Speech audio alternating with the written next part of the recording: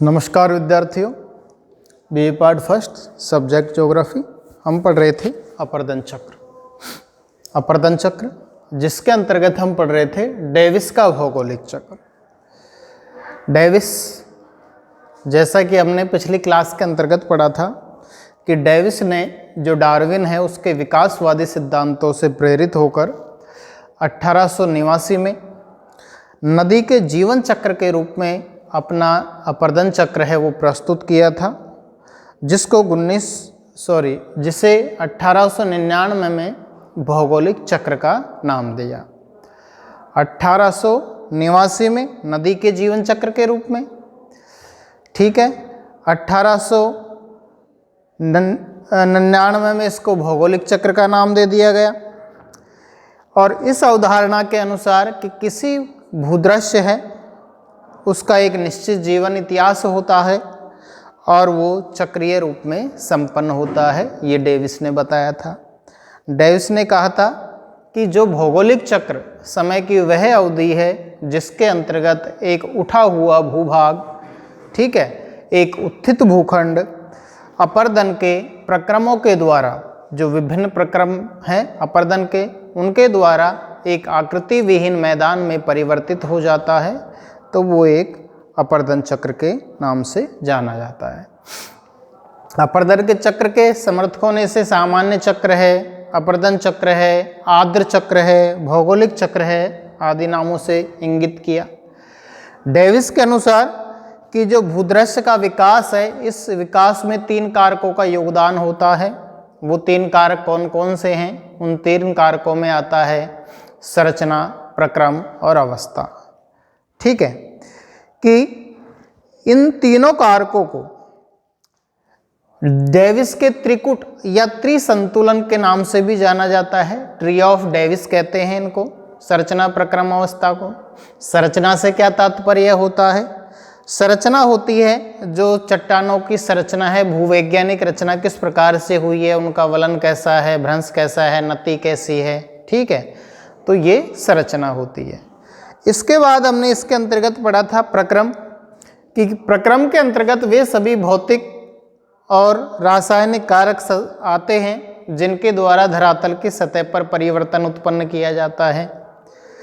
इसके अंतर्गत आपके आंतरिक और बाह्य शक्तियाँ आती हैं, ठीक है। आंतरिक शक्तियाँ विषमता उत्पन्न करती हैं, बाह्य शक्तियाँ उनको समतल करने का कार्य करती है, जैसे नदी, बहता हुआ जल, पवन, हिमानी है, ये सारी बाह्य कारक आते हैं। और प्रत्येक भू आकृतिक प्रक्रम का उस क्षेत्र के स्थल रूपों के ऊपर स्पष्ट छाप वो दिखाई देती है, ये भी हमने देखा था। उसके बाद आता है अवस्था, और अवस्था है वो स्थल खंड के विकास की एक विशिष्ट अवस्था होती है। डेविस के अनुसार कि मानव जीवन की भांति स्थल खंड का विकास है वो भी विभिन्न अवस्थाओं से, जैसे आपकी युवावस्था, प्रौढ़ावस्था और वृद्धावस्था से गुजरता है, ठीक है। इसके यह कोई ज़रूरी नहीं है कि एक निश्चित अवस्था एक निश्चित समय पर ही आए। यदि उस क्षेत्र के चट्टानों की संरचना है वो कोमल है तो वहाँ पर सभी अवस्थाएं वो शीघ्र आ जाएंगी, जबकि यदि उस क्षेत्र में चट्टानें कठोर हैं तो वहाँ पर एक अवस्था है उसका समय है वो लंबा होगा। इस प्रकार से हमने डेविस का भौगोलिक चक्र देखा। इसके बाद आज हम देखेंगे डेविस के भौगोलिक चक्र की जो मान्यताएं हैं वो कौन कौन सी हैं। तो ये है आपका डेविस के भौगोलिक चक्र की मान्यताएं। आज का जो पढ़ेंगे इसके अंतर्गत हमने डेविस के भौगोलिक चक्र की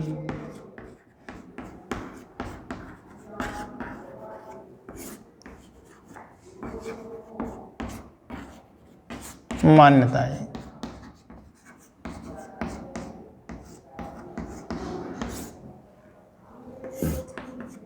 कि जब डेविस ने अपना भौगोलिक चक्र प्रस्तुत किया कि उसकी कौन कौन सी मान्यताओं को इन्होंने माना। पहली मान्यता है कि स्थल रूप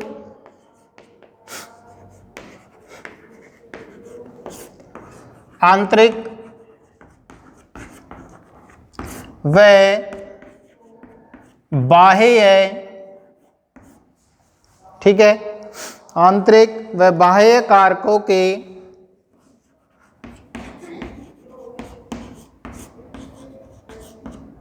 पारस्परिक क्रिया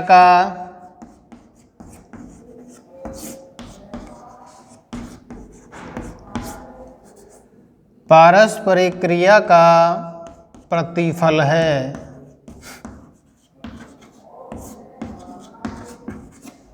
पहली मान्यता। दूसरी मान्यता है कि स्थल रूपों के क्रमिक विकास में पर्यावरणीय दशाओं में स्थल रूपों के क्रमिक विकास में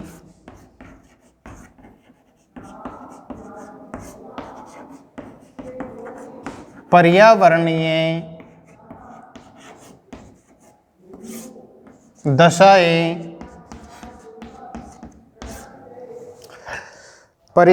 दशाओं में परिवर्तन के अनुरूप ही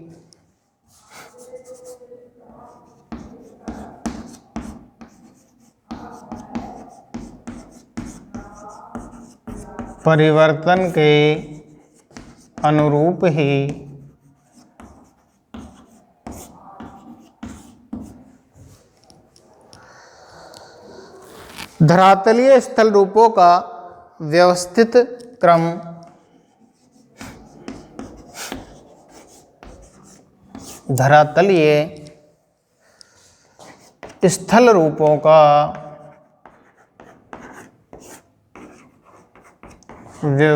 क्रम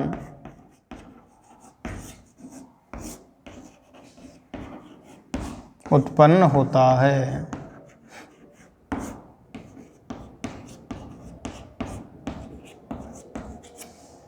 ठीक है, दूसरी मान्यता ये हुई। तीसरी मान्यता है भौगोलिक चक्र की, कि चक्र की अवधि के दौरान, तीसरी मान्यता चक्र की अवधि के दौरान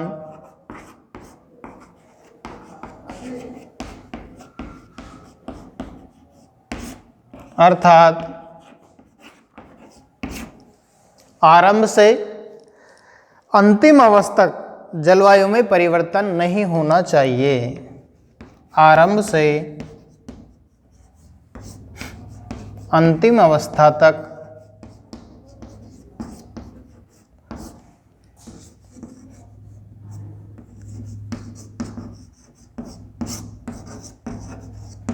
जलवायु में परिवर्तन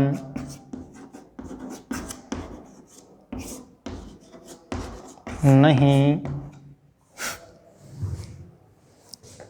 होना चाहिए। चौथी मान्यता डेविस के भौगोलिक चक्र की, कि स्थल रूप का उत्थान है वो अल्पकाल में तीव्र गति से होता है।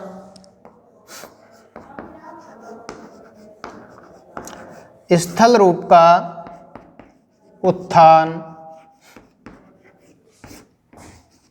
अल्पकाल में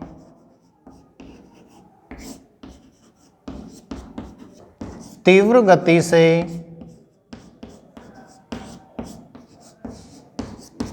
होता है। ठीक है, फिर दीर्घ काल तक उसमें स्थिरता बनी रहती है। फिर दीर्घ काल तक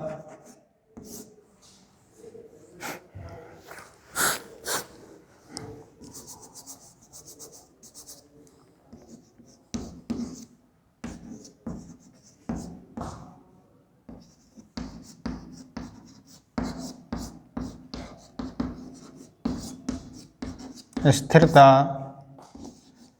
बनी रहती है।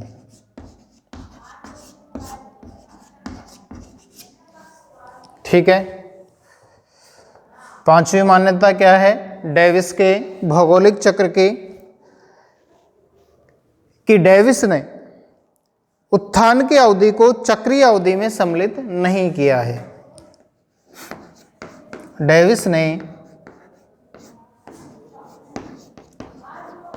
उत्थान की अवधि को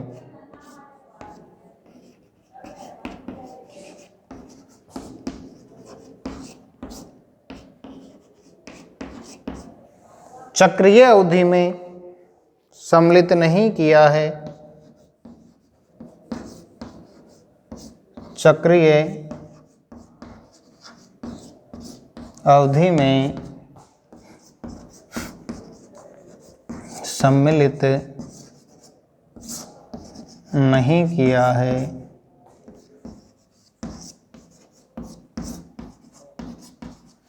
ठीक है, उत्थान की अवधि को डेविस ने चक्रीय अवधि में सम्मिलित नहीं किया।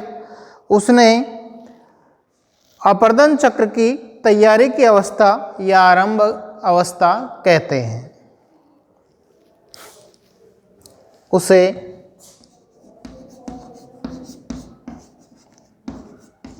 अपर्दन चक्र की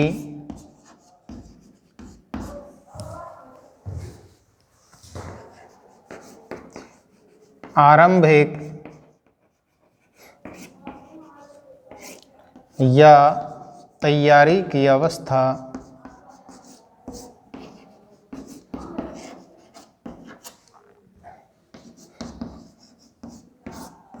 कहते हैं। अगली मान्यता डेविस के भौगोलिक चक्र की, कि डेविस का मानना था कि स्थल रूपों में समय के संदर्भ में क्रमिक परिवर्तन होता है। डेविस का मानना था कि स्थल रूपों में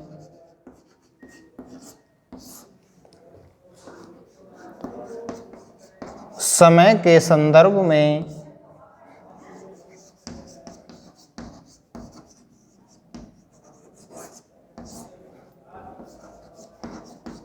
परिवर्तन होता है। ठीक है, और ये परिवर्तन कैसा होता है? क्रमिक परिवर्तन होता है। अगली मान्यता डेविस के भौगोलिक चक्र की, कि डेविस का उद्देश्य है वो स्थल रूपों की जन्निक व्याख्या और उनका क्रमबद्ध वर्णन करना है। डेविस का उद्देश्य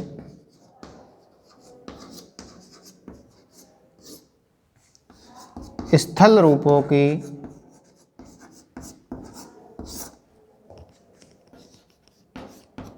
जन्निक व्याख्या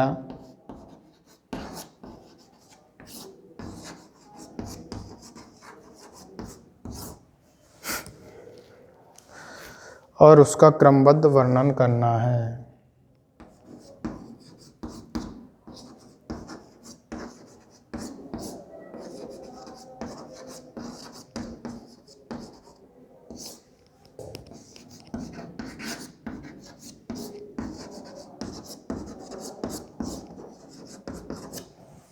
ठीक है, तो ये हो गई आपके डेविस के भौगोलिक चक्र की मान्यताएं।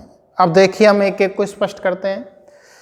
पहली मान्यता है डेविस के भौगोलिक चक्र की, कि जो स्थल रूप होते हैं वो स्थल रूप आंतरिक और बाहरी कारकों की क्रिया का प्रतिफल होता है।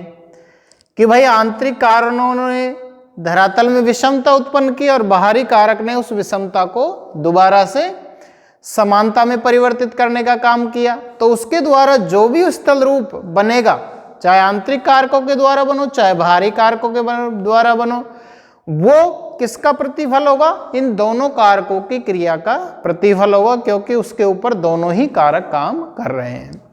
दूसरी मान्यता कि स्थल रूपों का क्रमिक विकास होता है, उसमें पर्यावरणीय दशाओं में परिवर्तन के अनुसार ही, जैसे ही पर्यावरणीय दशाओं में परिवर्तन होगा उसी के अनुसार धरातलीय स्थल रूपों का व्यवस्थित क्रम उत्पन्न होगा। दूसरी मान्यता डेविस की।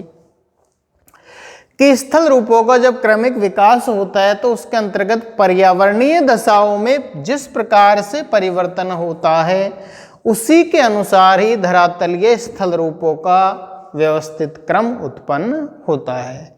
यानी कि पर्यावरणीय दशाओं में जैसा परिवर्तन होगा स्थल रूपों में भी उसी प्रकार का क्रम उत्पन्न होगा। तीसरी मान्यता देखिए डेविस के भौगोलिक चक्र की, कि चक्र की अवधि के दौरान जब डेविस का अपर्दन चक्र चलता है तो इसके दौरान आरंभ से अंतिम अवस्था तक जलवायु में परिवर्तन नहीं होना चाहिए। जब चक्र चलेगा डेविस का, जैसे ही अपर्दन चक्र चलेगा तो आरंभ से अंतिम अवस्था तक जलवायु में किसी भी प्रकार का कोई परिवर्तन है वो नहीं होना चाहिए। अगली मान्यता है कि स्थल रूप का उत्थान अल्पकाल में तीव्र गति से होता है, थोड़े समय में तीव्र गति से हो जाता है, लेकिन दीर्घ काल तक उसमें स्थिरता है वो बनी रहती है, फिर उसमें किसी भी प्रकार का कोई उत्थान वगैरह है वो नहीं होता। अगली मान्यता है कि डेविस ने उत्थान की अवधि को अपनी चक्रीय अवधि में सम्मिलित नहीं किया है। जो प्राइमरी एक्सीलरेशन हुआ उस उत्थान की जो अवधि थी उसको चक्रीय अवधि में नहीं सम्मिलित किया, बल्कि उसे अपर्दन चक्र की आरंभिक अवस्था माना या तैयारी की अवस्था माना। तो उत्थान की अवधि को डेविस ने अपर्दन चक्र में सम्मिलित नहीं किया है। अगला है कि डेविस का मानना था कि स्थल रूपों में समय के संदर्भ में क्रमिक परिवर्तन होता है। डेविस ये मानते थे कि कोई भी स्थल रूप हो उसमें समय के अनुसार लगातार या क्रम के अनुसार परिवर्तन होता रहता है। और अगली मान्यता है कि डेविस का जो उद्देश्य है वो है स्थल रूपों की जनिक व्याख्या करना और उनका क्रमबद्ध वर्णन करना। तो इस प्रकार से डेविस ने अपने भौगोलिक चक्र की कुछ मान्यताएं ली और उन मान्यताओं के अनुसार अपना अपर्दन चक्र है वो शुरू किया। तो ये है डेविस के भौगोलिक चक्र की मान्यताएं। अब हम इसके बाद देखेंगे अपर्दन, जो डेविस ने अपर्दन चक्र बनाया उसका ग्राफ के द्वारा प्रदर्शन किस प्रकार से किया है।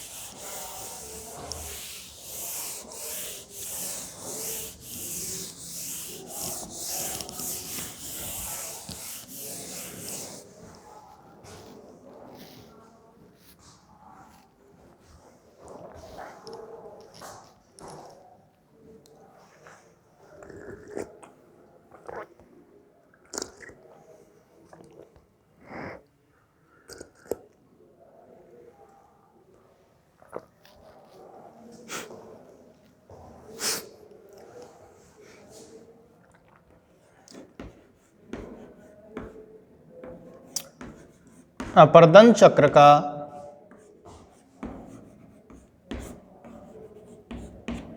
ग्राफ द्वारा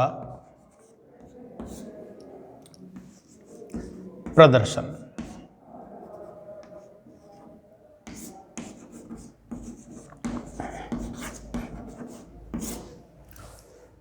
या इसको भौगोलिक चक्र, डेविस के भौगोलिक चक्र का ऐसे लिख सकते हैं।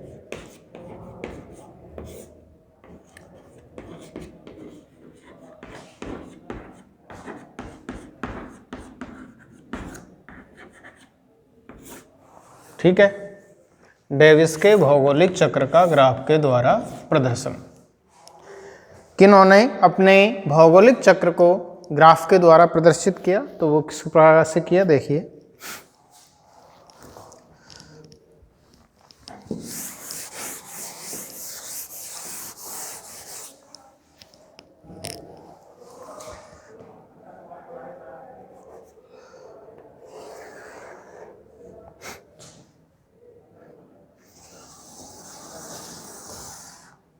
इसके लिए इन्होंने एक ग्राफ पेपर लिया, उसका एक्स वाई अक्ष और वाई जेड अक्ष दोनों लिए। एक्स वाई अक्ष पर स्थलखंड की ऊंचाई को लिया इन्होंने और वाई जेड अक्ष पर जो समय है उसको प्रदर्शित किया। ठीक है,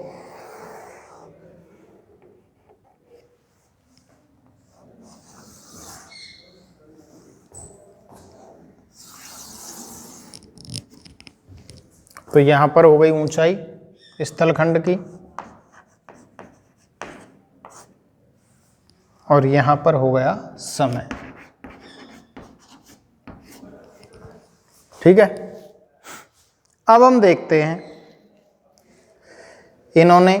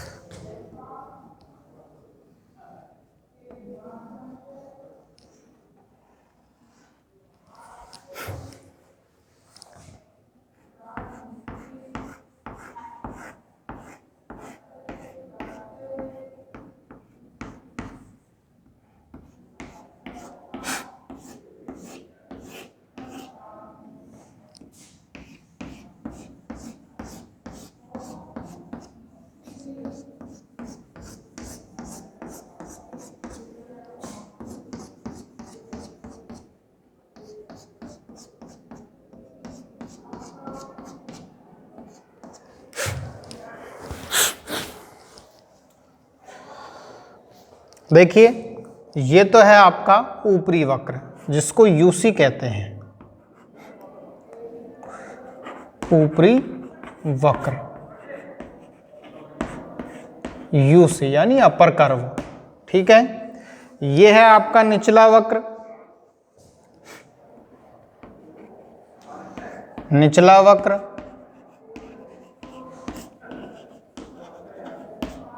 जिसको एलसी कहते हैं, lower curve.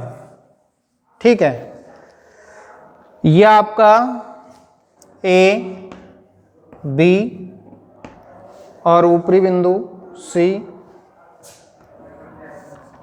D E F. ठीक है, इसके बाद जी और एच। ये आपकी फर्स्ट अवस्था है यू अवस्था अपर्दन चक्र की।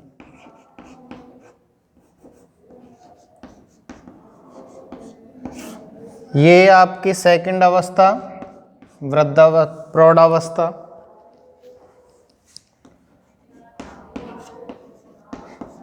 प्रौढ़ावस्था और ये थर्ड स्टेज है अपर्दन चक्र की, इसको कहते हैं वृद्धावस्था।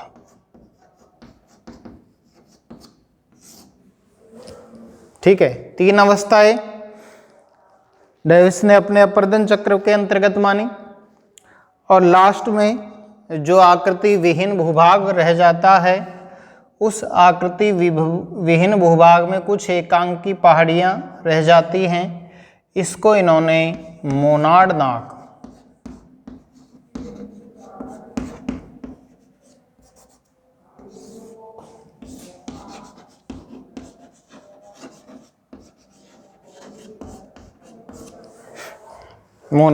कहा।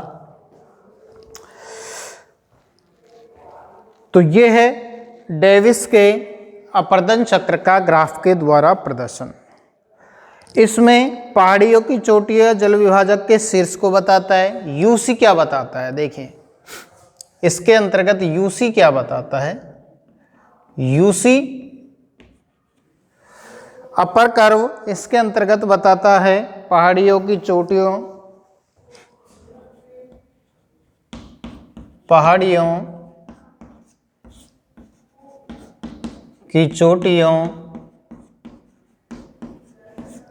या जल विभाजकों के शीर्ष।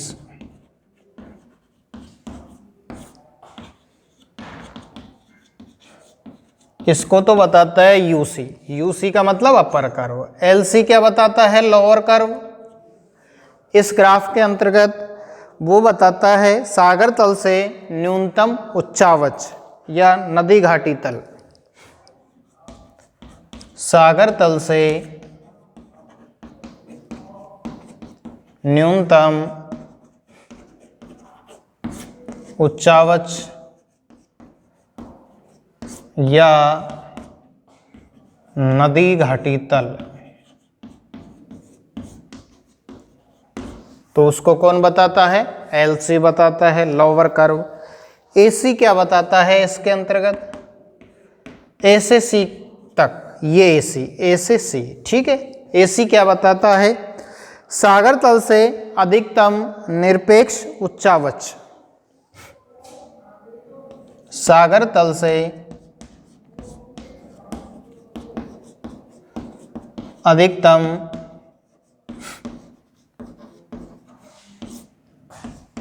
निरपेक्ष उच्चावच दर्शाता है। ठीक है, एसी। इसके बाद बीसी क्या बताता है, आरंभिक सापेक्षिक उच्चावच। आरंभिक सापेक्षिक उच्चावच। बीसी कहाँ है, बीसी ये है, बी से सी तक की जो ऊंचाई है, आरंभिक सापेक्षिक उच्चावच हो गया। ईएफ क्या दर्शाता है, अधिकतम सापेक्षिक उच्चावच। ईएफ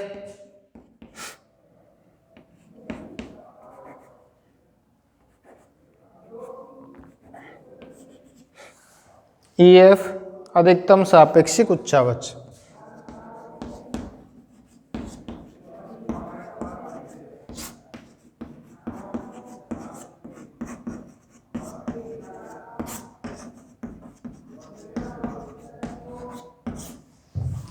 ठीक है। सी बिंदु, सी क्या बताता है कि सी बिंदु के बाद स्थलखंड का उत्थान है वो समाप्त हो जाता है, ये सी बिंदु। ठीक है, सी बिंदु बताता है कि सी बिंदु के बाद, ये तो हो गया, ये सी बिंदु के बाद